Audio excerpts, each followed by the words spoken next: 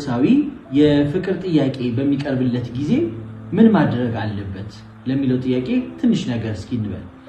የመጀመሪያው አንድ ኦርቶዶክሳዊ ፍቅር ጥያቄ በሚቀርብለት ጊዜ እሺ ወይም እምቢ ከማለቱ በፊት ለአንድ ሱባኤ ወይም ደግሞ ለሁለት ሱባኤ ማለትም ለአንድ ሳምንት ወይም ለሁለት ሳምንት ያህል የእግዚአብሔርን ፍቃድ አስቀድሞ መጠየቅ ይኖርበታል። ለምን?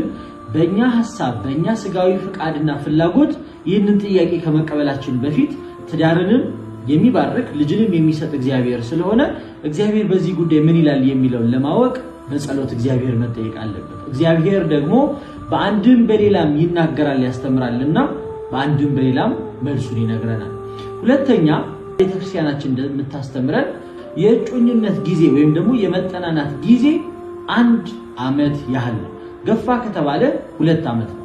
በዚህ 1 ዓመት ወይም 2 ዓመት ጊዜ ውስጥ ሁለቱ የሚተዋወቁበትና የሚጠናኑበት ጊዜ ነው። ከ2 ዓመት በላይ ግን መቆየት ለዝሙትና ለኃጢአት የሚዳርግ ስለሆነ ቤተክርስቲያን ከ2 ዓመት በላይ መቆየት የለብንም ብላ ታስተምራለች። ሶስተኛው በትውውቅ ወይም ደግሞ በመጠናናት ጊዜ ላይ መገኘት ያለብን ቦታዎች በገሃድ ብዙ ሰዎች ባሉበት ወይም ደግሞ በአደባባይ መቀመጥ እንዳለብን፣ ጸጥ ያለ ቦታ ወይም ደግሞ ሁለቱ ብቻቸውን ያሉበት ቦታ ላይ መገኘት የለባቸውም። ይህም ራስን ከዝሙት ለመጠበቅና ለማራቅ ነው ብለው አባቶች ያስተምሩናል። እነዚህ እጮኝነት እንዴት ይፈጸማል የሚል ጥያቄ እናንሳ። እጮኝነት በ3 መንገድ ይፈጸማል። ቅድስት ቤተክርስቲያናችን ይህንን የምትፈጽምበት ራሱን የቻለ ስርዓትም አላት። በመጀመሪያ ከቤተክርስቲያናችን ስርዓት ብንጀምር ለምሳሌ በፍትሐ ነገሥቱ አንቀጽ 24 ቁጥር 866 ላይ ይህንን የማጽናት ግብር ይላል። እጮኝነትን ማለት ነው። ጋብቻን ለማጽናት ወደ ጋብቻ የሚደረግ ጉዞ ስለሆነ የመጀመሪያው ይህንን የማጽናት ግብር ከሽማግሎች ወገን በሁለት ካህናት ፊት እጅ በመጫን በሚያከብር መስቀል በቀለበት መተጫጨትን ያጽኑ ይላል። እግረ መንገዳችሁን በየመንገዱ ፕሮፖዝ ማድረግን ወይም ቀለበት ማሰርን ታገቢኛለሽ የሚልን ጥያቄውንም እናየዋለን ማለት ነው። በቤተክርስቲያናችን ይሄ ዝም ብሎ ተንበርክኮ ታገቢኛለሽ የሚል የለም። በክርስትና ሕይወት ምንድነው የሚለው? ይህን የማጽናት ግብር ይላል ከሽማግሎች ወገን በሁለት ካህናት ፊት እጅ በመጫን በሚያከብር መስቀል በቀለበት መተጫጨትን ያጽኑ ይላል። ፕሮሰሱን ነው የሚነግረን ማለት ነው። ራሱን የቻለ ጸሎት አለው። በመስቀል የቃል ኪዳን መጋባት ስርዓት አለው። ቀለበቱም እዛ ጋር ነው የሚመጣው ማለት ነው። ታዲያ ጋብቻ ላይ ቀለበቱ ለምን ይፈጽማል? እሱ በኋላ ላይ እንመለከተዋለን። ግን የእጮኝነት ስርዓት ላይ ነው የሚከናወነው። ለምሳሌ ቤተክርስቲያን የምትጠቀምበት መጽሐፈ ተክሊል ማለት ነው፣ የሥርዓተ ተክሊል መጽሐፍ አሁን በቅርብ በየጆቻችን ላይ የሚገኝ ነው። በየሰንበት ትምህርት ቤቱ ቤተ መጻሕፍት ማየት ይቻላል። እነዚህን መጽሐፍት ይህን መጽሐፍ ስትመለከቱ የሥርዓተ ተክሊል መጽሐፍ 3 ምዕራፎች ወይም 3 ክፍሎች አሉት። በ3 የተከፈለ ነው ማለት ይሄ መቅድሙና መግቢያውን ትተን 3 ክፍሎች አሉት። ሥርዓተ ጋብቻ ወይም ሥርዓተ ተክሊል የሚፈጸምበት መጽሐፍ ማለት ነው። የመጀመሪያው የቀለበት ወይም የመተጫጨት ስርዓት የሚደርስበት ክፍል አለ። አይገርምም? መጽሐፉ ላይ የመተጫጨት ስርዓት ይላል። ብዙ ጊዜ እኛ የለመድነው ሁለቱ ተጋቢዎች በቀጥታ ከሌሊቱ 9 ሰዓት ወይም 10 ሰዓት መጥተው በሥርዓተ ተክሊል ጋብቻቸው ሲፈጸም እዛው ላይ ካባው ላይ ቀለበቱ ላይ ተጸልዮ የሚደረገው ነው። ግን ከዛ በፊት የቀለበት ስርዓት አላት። ማንም ሰው ስለማይፈጽመው ወይም ጥቂት ሰዎች ይሄን ስለሚያከናውኑት። በነገራችን ላይ እኔ በዚህ ስርዓት ነው ጋብቻዬን የፈጸምኩት። የመጀመሪያው የቀለበት ስርዓት ተፈጽሟል። ራሱን የቻለ ችግር ስለነበር ማለት ነው። በስራ ምክንያት ወደ ክፍለ ሀገር መሄድ ስለነበረብኝ ከባለቤቴ ወገን የነበሩ ቤተሰቦች ጋብቻው ለመፈጸሙ እርግጠኛ መሆን ስለነበረባቸው ጋብቻ ፈጽሞ መሄድ ከባድ ነው። ገና ብዙ ነገሮች የሚቀሩ ነገሮች ስላሉ ማለት ነው።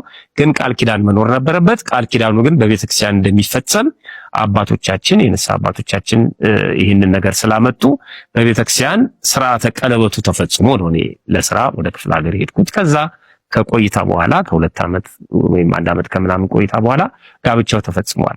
አላት ይህን ስርዓት የምትፈጽምበት ቤተክርስቲያን ማለት ነው። ስለዚህ የቀለበት ወይም የመተጫጨት ስርዓት የሚደረግበት ክፍል አንዱ ክፍል ነው ሥርዓተ ተክሊል መጽሐፍ ላይ ማለት ነው። ሁለተኛው ክፍል የሥርዓተ ተክሊል ጋብቻ የሚፈጸምበት ነው። ሥርዓተ ተክሊሉ የሚፈጸምበት ነው። ሶስተኛው ክፍል ደግሞ ለማዕስባን ወይም ማዕስብ አግብተው ለፈቱ ሁለተኛ ጋብቻ ለሚፈጽሙ ማለት ነው። ቀደም ሲል ጋብቻ አንድ ብቻ ነው። አንድ ሰው ከአንዲት ሴት ጋር አንዲት ሴት ከአንድ ወንድ ጋር ተወስኖ ነው የሚኖረው። ግን ከሁለት አንዳቸው በሞት ሲለዩና የእድሜ ጉዳይ ችግር ሳይሆን አንደኛው ወደ ጋብቻ መሄድ ሲፈልግ ግን ሁለተኛ ጋብቻ ቤተክርስቲያን ትፈጽማለች። ሁለተኛ ጋብቻ የሚፈጸምበት የማዕስብ ጋብቻ ማለት ነው የሚፈጸምበት ስርዓት አላት። አሁን የማዕስብ ጋብቻ ተብሎ የሚፈጸመው ከድንግልና ጋር በተገናኘ በተለያየ ምክንያት ድንግልናቸውን ላጡ እህቶችና ወንድሞች የሚፈጸም ሆኗል ማለት ነው። ስለዚህ ለማዕስብ አግብተው ለፈቱና በተለያዩ ምክንያቶች ድንግልናቸውን ላጡና በንስሐ ለተመለሱ ምዕመናን የሚፈጸም ጋብቻ የሚፈጸምበት ስርዓት አለ። 3 ክፍሎች አሉት ማለት ነው የሥርዓተ ተክሊል መጽሐፍ። አንደኛ የቀለበት ወይም የመተጫጫ ስርዓት የሚፈጸምበት ነው። ሁለተኛ ስርዓተ ተክሊሉ የሚፈጸምበት ነው። ሶስተኛ አግብተው ለፈቱና ድንግልናቸውን በተለያየ ምክንያት አጥተው በንስሐ ለተመለሱ የሚፈጸምበት ጋብቻ የሚፈጸምበት ስርዓት የተቀመጠበት ሁኔታ ነው ያለው ማለት ነው። ትዳር ውስጥ ዝናብ አለ፣ ትዳር ውስጥ መከራ አለ፣ መውጣትና መውረድ አለ። ሱባኤ ስለሆነ በጸጋ መቀበል እንጂ ምክንያት አድርገን ያንን ሱባኤ መናድ አንችልም። እነ ተክለ ሃይማኖት እነ ገብረ መንፈስ ቅዱስ ራሷ በረከቷ ይድረሰንና እመቤታችን ቅድስት ድንግል ማርያም ከጸና ትዳር ነው የተገኙት። ለምሳሌ ገብረ መንፈስ ቅዱስ ገድላቸውን ስታነቡ በልጅ ጦት ወላጆቻቸው ይሰቃዩ ነበር ይላል እና የቅድስት ሥላሴን ስዕል ይማጸኑ ነበር እና በሥላሴ ስም ዝክርም ያደርጋሉ። 30 ዓመት በልጅ ጦት ሲሰቃዩ ነበር ይላል። 30 ዓመት ሳያቋርጡ ትዳራቸው።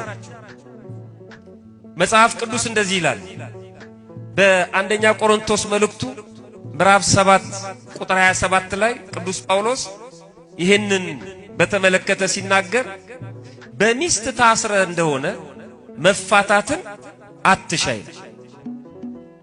በሚስት ታስረ ማለት ተተብትበ ማለት አይደለም። ሰዎች እንደሚሉ ተወስነህ ከሆነ ማለት ነው። በትዳር ተወስነህ ከሆነ በትዳር እየኖርክ ከሆነ ተሰብስበ ከሆነ መፋታትን አትሻው አታስበው ይላል። ምክንያቱም መፋታት ሱባኤ ማቋረጥ ነው። መፋታት ደግሞ እግዚአብሔር የሚጠላው ነው። በትንቢተ ሚልክያስ ምዕራፍ 2 ቁጥር 15 ላይ ማንም የልጅነት ሚስቱን አያታል ይላል። የልጅነት ሚስቱን ማለት የመጀመሪያው አያታል አይፍታ ማለት ነው። ከዛ ውጭ አያስብ። ለምን? መፋታትን እጅግ በጣም እጠላለሁ ይላል የእስራኤል አምላክ እግዚአብሔር። መፋታት አስጸያፊ ነው። ሱባኤ ማቋረጥ አስጸያፊ ነው።